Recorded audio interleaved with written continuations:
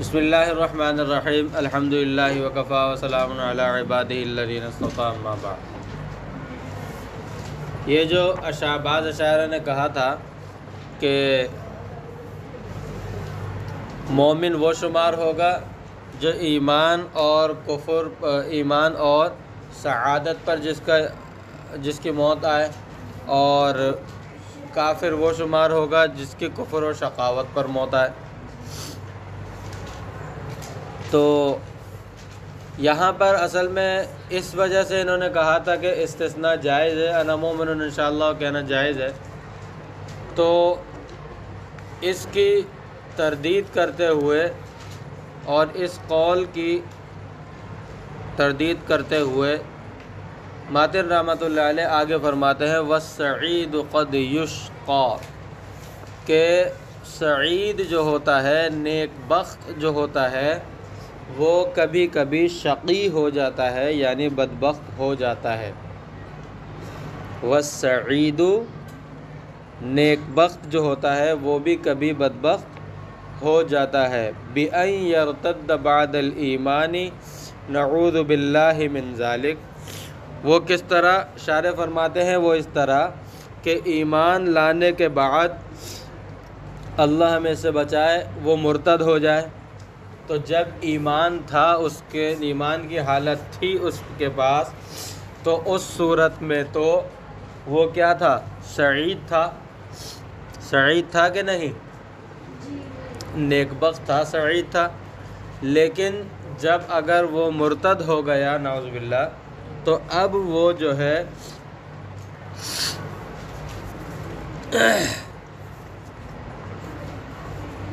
اب وہ شقی ہو گیا،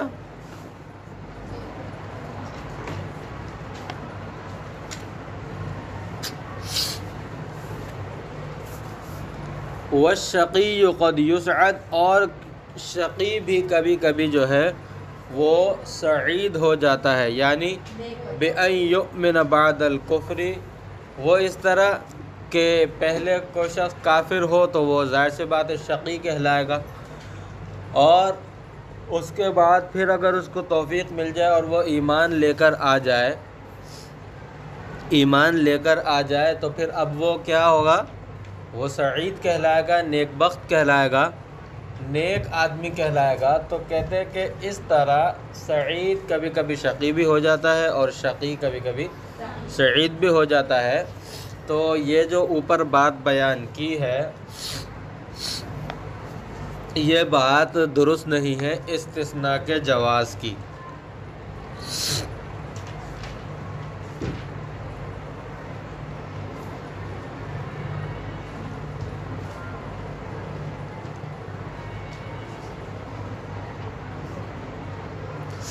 اب یہاں پر یہ جو ماتن ہے وَالسَّعِيدُ قَدْ يُشْقَى اور وَالشَّقِيُّ قَدْ يُسْعَدُ، جیسا کہ اوپر شارح نے بھی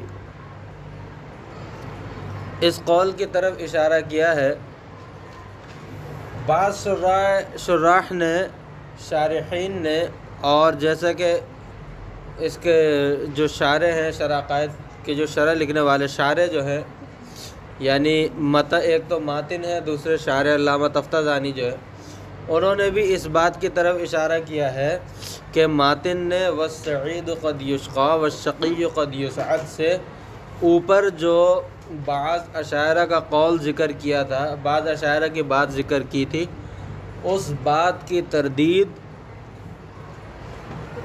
اور اس بات کی جو ہے ابطال کو ظاہر کرنے کے لیے آگے ماتن نے یہ عبارت ذکر کی ہے۔ آ رہی ہے بات سمجھ میں؟ نہیں آئی سمجھ میں؟ یعنی وَالسَّعِيدُ قَدْ يُشْقَى وَالشَّقِيُّ قَدْ يُسْعَدُ کے متعلق جیسا کہ شارح علامہ تفتازانی نے بھی یہ بات بیان کی ہے، اور بھی بعض شارحین نے بھی یہ کہا ہے کہ ماتن نے اوپر والی جو بعض اشاعرہ کا قول تھا کہ جنہوں نے وَلَمَّا نُقِلَ عَنْ بَعْضِ الْأَشَاعِرَةِ، انہوں نے استثناء کے جواز کی وجہ بتائی تھی کہ اصل اعتبار ایمان اور سعادت کا ہے، اور اسی طرح کفر و شقاوت کا ہے، اور وہ خاتمے کے ذریعے سے پتہ چلے گا خاتمہ کس حالت میں ہو رہا ہے، اور اسی کے اعتبار سے تو خاتمے کا حال کسی کو معلوم نہیں، اس لیے انشاءاللہ کہنا جائز ہے۔ لیکن مجھے اس بات پر اشکال ہے کہ یہ جو بعض شارحین نے کہا ہے یا علامہ تفتزانی نے جو کہا ہے، وہ اشکال یہ ہے کہ اوپر والی بات یعنی بعض اشاعرہ کی جو بات ہے وہ اور ماتن کا جو قول ہے اس میں کوئی تضاد نہیں، اور یہ بات سمجھ میں، اگر اوپر بعض اشاعرہ کی بات اور ماتن کے قول میں کوئی تضاد ہوتا تو پھر تو یہ کہا جا سکتا تھا کہ شارح ماتن نے بعض اشاعرہ کی جو بات ہے اس کی تردید کرتے ہوئے یہ عبارت ذکر کی ہے، لیکن جب ماتن کے عبارت میں اور بعض اشاعرہ کی جو بات بیان کی تھی اس کے اندر جب کوئی تضاد ہی نہیں تو ظاہر سی بات ہے ہم اس کو ماتن کو یہ کیسے کہہ سکتے ہیں کہ ماتن کی عبارت ان بعض اشاعرہ کی جو بات ہے اس کی تردید کے لیے آئی ہے، کیونکہ اوپر بعض اشاعرہ کی جو بات بیان ہوئی ہے وہ کیا کہ خاتمہ اسی پر ہوگا جو ماں کے پیٹ میں ہوتے ہوئے لکھ دیا گیا، ماں کے پیٹ میں ہوتے ہوئے بچے کے لکھ دیا گیا۔ حدیث کے اندر آتا ہے کہ اللہ تبارک و تعالی حضرت جبرائیل علیہ السلام کو بھیجتے ہیں، وہ بچے کی پیشانی پر اس کے ماں کے پیٹ میں لکھ دیتا ہے اس کا رزق کتنا ہوگا، اس کی عمر کتنی ہوگی، اور یہ نیک ہوگا یا بدبخت ہوگا، سعید ہوگا یا شقی ہوگا۔ تو اوپر جو بتایا انہوں نے، ان کا کہنے کا مطلب یہ ہے کہ یہ جو لکھ دی گئی ہے بات اسی پر انسان کا خاتمہ ہوگا، یعنی تقدیر میں لکھے ہوئے کے مطابق انسان کا خاتمہ ہوگا۔ اوپر بعض اشاعرہ کی جو بات ہے وہ اس بات کو ثابت کر رہی ہے۔ آگے بات سمجھ میں جی سمجھ میں آئی کہ نہیں؟ جی بعض اشاعرہ کی بات، ان کی جو بات نقل کی ہے وہ اس بات کو ثابت کر رہی ہے، یعنی اصل اعتبار خاتمے کا ہے، اور خاتمہ کس پر ہوگا کہ جو ماں کے پیٹ میں ہوتے ہوئے بچے کے لیے جو تقدیر میں لکھ دیا گیا ہے اور اس بچے کی پیشانی پر لکھ دیا گیا ہے اس کے مطابق ہوگا اس کا خاتمہ، اور اس کا کسی کو علم نہیں کہ وہ کیا ہے، سعید ہے یا شقی، سعادت پر مرنا ہے یا شقاوت پر مرنا ہے، یہ کسی کو نہیں پتہ۔ اور جبکہ ماتن کا مقصد کیا ہے، ماتن نے جو فرمایا ان کے فرمانے کا مقصد جو ہے وہ یہ ہے کہ سعید ایسا بھی ہوتا ہے کہ کوئی شخص بظاہر سعید نظر آ رہا ہے اور بعد میں وہ شقی ہو جاتا ہے مرتد ہونے کی وجہ سے، یا ایسا بھی ہوتا ہے بظاہر کوئی شخص شقی نظر آ رہا ہوتا ہے دیکھتے ہیں، لیکن بعد میں ایمان کی توفیق اگر اس کو مل جاتی ہے تو وہ سعید ہو جاتا ہے۔ تو یعنی بعد میں اگر کوئی سعید ہو گیا اور اسی پر اس کا خاتمہ ہوا، یا بعد میں وہ شقی ہو گیا اور اسی پر اس کا خاتمہ ہوا، آ رہی ہے سمجھ میں؟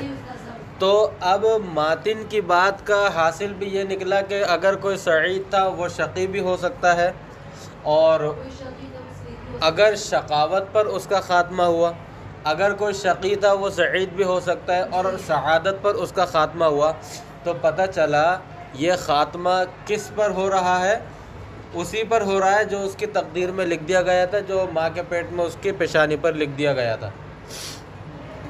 آ رہی ہے سمجھ میں؟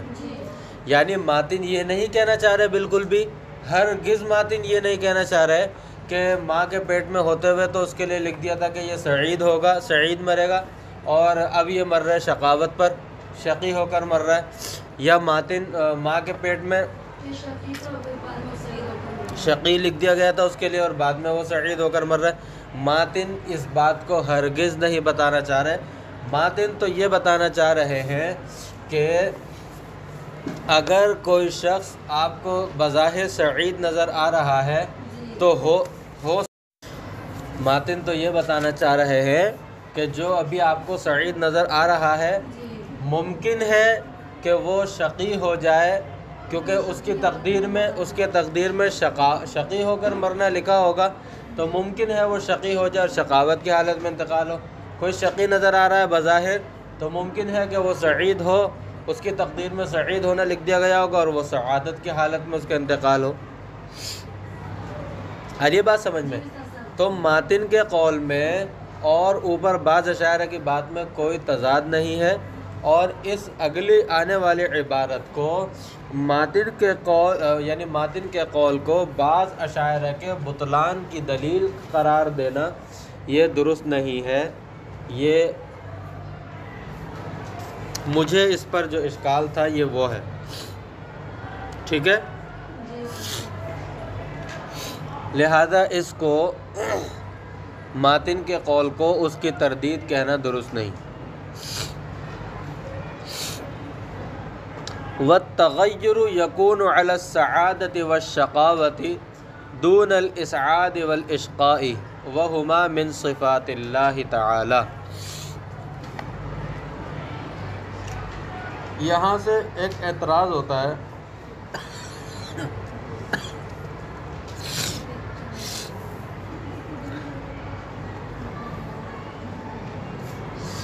یہاں پر اشکال یہ ہوتا ہے کہ آپ اگر یہ کہتے ہیں کہ سعادت اور شقاوت میں تغیر ہوتا ہے، آپ اگر یہ کہتے ہیں کہ سعادت اور شقاوت میں تغیر ہوتا ہے، تو اس کا تو مطلب یہ ہوا کہ اللہ تبارک و تعالی کی جو صفات ہیں اسعاد اور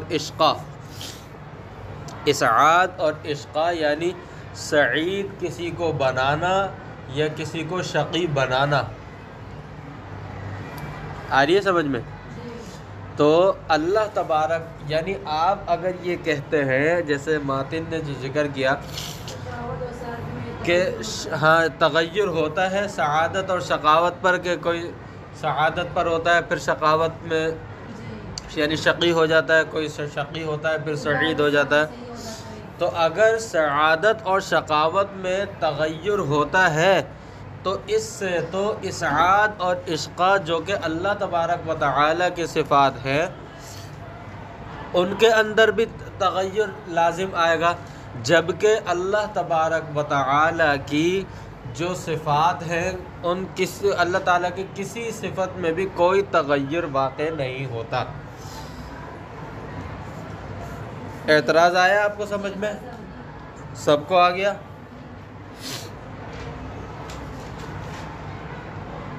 اعتراض کیا ہوتا ہے؟ اعتراض آ گیا سمجھ میں؟ تو اس کا جواب یہ ہے کہ اصل میں سعادت اور شقاوت یہ بندے کی صفت ہے۔ سعادت اور شقاوت یہ کس کی صفت ہے؟ بندے کی صفت ہے، اور اسعاد اور اشقا یہ اللہ تبارک و تعالی کی صفات ہیں۔ تو تغیر جو ہے اللہ تعالی کے صفات میں نہیں آ رہا، بلکہ تغیر تو بندے کی صفت کے اندر آ رہا ہے۔ تغیر تو اس کے اندر آ رہا ہے جو بندے کی صفت ہے، یعنی سعادت اور شقاوت۔ اسعاد اور اشقا کے اندر تغیر واقع نہیں ہو رہا، اسعاد اور اشقا کے اندر تغیر واقع نہیں ہو رہا، یعنی اسعاد اور اشقا، اس کا معنی کیا ہوتا ہے؟ تکوین سعادت اور تکوین شقاوت، تکوین سعادت اور تکوین شقاوت، اسے یوں بھی کہہ سکتے ہیں اسعاد اور اشقا کا خلق۔ تو اگر کوئی سعادت سے شقاوت کی طرف آ رہا ہے تو آنے والا کون ہے؟ بندہ ہے یا کوئی اور ہے؟ بندہ ہے۔ تو بندے کی جو صفات ہیں ان کے اندر تغیر واقع ہو رہا ہے۔ اللہ تبارک و تعالی کی صفت اسعاد اور صفت اشقا کے اندر ہرگز تغیر واقع نہیں ہو رہا۔ آگے بات سمجھ میں؟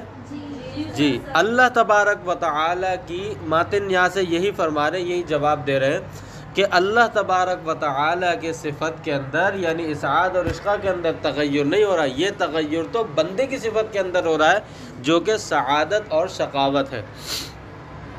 لما ان الاسعاد تکوین السعادت والاشقاء تکوین الشقاوہ، اس لیے کہ اسعاد کے معنی ہے سعادت بنانا یا سعادت کو وجود بخشنا، سعادت کو وجود بخشنا، تکوین سعادت یعنی سعادت کو وجود بخشنا۔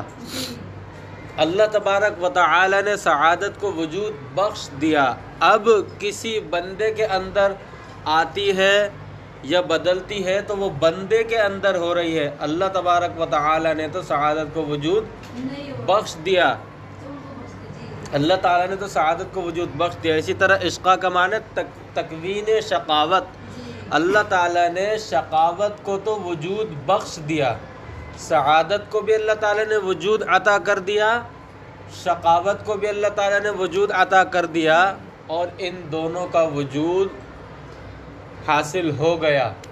اب اس کے اندر کوئی تغیر تبدل نہیں ہوگا، تغیر اور تبدل ہوگا تو بندے کے اندر کون سی صفت آتی ہے، کب آتی ہے، اس کے اعتبار سے بندے کے اندر تغیر ہو رہا ہے۔ آگے بات سمجھ میں؟ ولا تغیر علی اللہ ولا علی صفاتہ،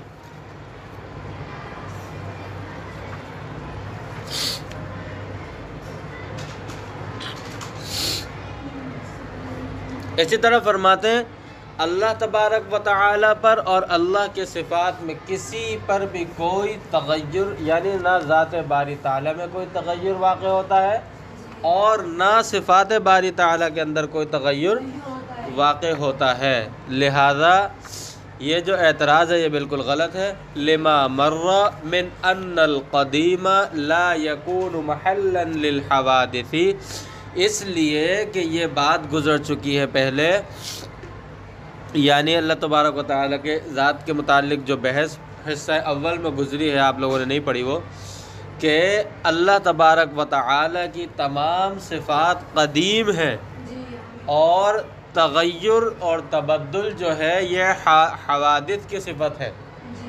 تغیر اور تبدل حدوث کو تغیر اور تبدل لازم ہے، اور تغیر و تبدل جہاں ہوگا وہاں پر حدوث لازمی پایا جائے گا۔ تو جو ذات اور جو صفات قدیم ہیں وہ حدوث حوادث کا محل نہیں بن سکتی۔ تو جب قدیم ذات اور صفات حوادث کا محل نہیں بن سکتی تو تغیر اور تبدل جو حدوث کو لازم ہے وہ کیسے پایا جائے گا، وہ کیسے پایا جائے گا۔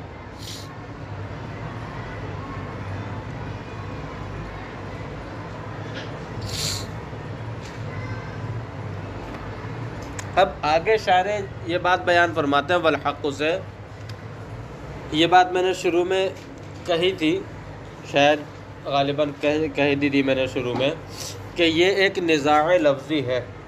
یہ جو انا مومن حقا انا مومن انشاءاللہ والی بات جو ہے یہ کیا ہے، ایک نزاع لفظی ہے، حقیقی کوئی نزاع اور جھگڑا نہیں ہے، اختلاف نہیں۔ شارح فرماتے ہیں کہ دراصل حنفیہ اور شافعیہ کا جو اختلاف ہے یہ حقیقی اختلاف نہیں بلکہ یہ ایک نزاع لفظی ہے، یہ ایک نزاع لفظی ہے۔ کیوں؟ اس لیے کہ ایمان کے دو درجے ہوئے۔ اب تک جو ہم نے بحث پڑھی ہے اس سے پتہ چلا کہ ایمان کے کتنے درجے ہوئے؟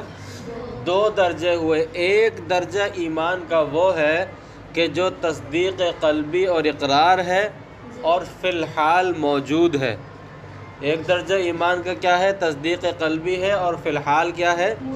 موجود ہے۔ تو اس بنا پر انا مؤمن حقا کہنا درست ہے اور بہتر ہے، ٹھیک ہے۔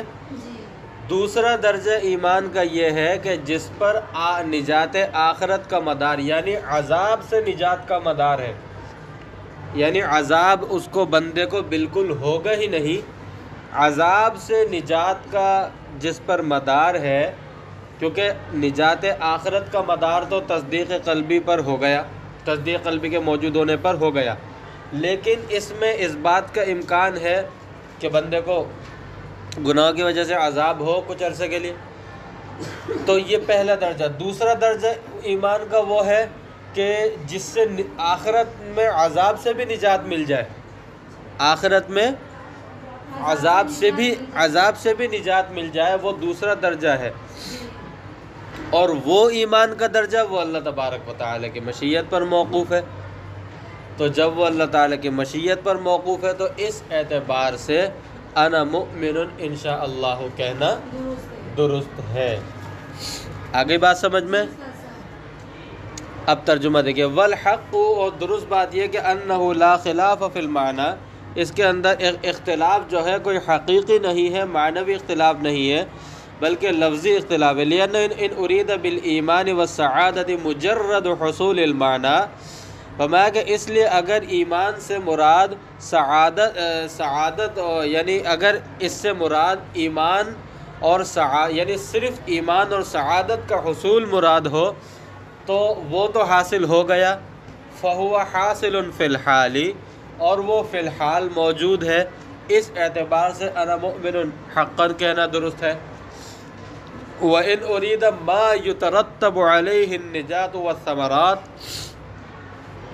اور اگر مراد وہ درجہ ہو ایمان کا جس سے عذاب سے نجات اور ثمرات مرتب ہوتے ہوں، تو وہ درجہ جو ہے فَهُوَ فِي مَشِيَّةِ اللَّهِ تَعَالَى لَا قَطْعَ بِحُصُولِهِ فِي الْحَالِ، وہ اللہ کی مشیت پر موقوف ہے، فی الحال اس کا حصول یقینی نہیں ہے، فی الحال اس کا حصول یقینی نہیں ہے۔ لہذا جب فی الحال اس کا حصول یقینی نہیں ہے تو اس اعتبار سے انا مؤمن انشاءاللہ کہنا درست ہوا۔ فرماتے فمن قطع بالحصول اراد الاول، جس نے حصول ایمان کے متعلق یقینی بات کا ذکر کیا ہے، اس کی مراد ایمان کا وہ پہلا درجہ ہے جو کفر سے نکلنے کے لیے اور ایمان میں داخل ہونے کے لیے ضروری ہے۔ فمن قطع بالحصول، جس نے ایمان کے حصول کے یقینی ہونے کی بات کی ہے اور انا مومن حقا والی بات کی ہے، تو اس نے مراد لیا ہے ایمان کا پہلا درجہ کہ جس کے ذریعے سے بندہ کفر سے نکل کر ایمان میں داخل ہو جاتا ہے۔ ومن فوض الى المشیۃ اراد الثانی، اور جس نے مشیت پر موقوف کیا ہے ایمان کو، اس نے مراد دوسرا درجہ یعنی وہ درجہ لیا ہے جس کی وجہ سے آخرت میں نجات، عذاب سے نجات ہو جاتی ہے، وہ مراد لی ہے۔ پتہ چلا کہ یہ ایک نزاع لفظی ہے، حقیقی نزاع نہیں ہے۔ یہاں تک مصنف رحمۃ اللہ علیہ احوال آخرت بیان کر کے فارغ ہو چکے ہیں اور احوال آخرت اختتام کو پہنچے۔ آگے پھر دوسری بات شروع کی ہے، رسالت وغیرہ کی بحث شروع کی ہے، وہ انشاءاللہ بعد میں پڑھیں گے۔ وآخر دعوانا الحمد للہ رب العالمین۔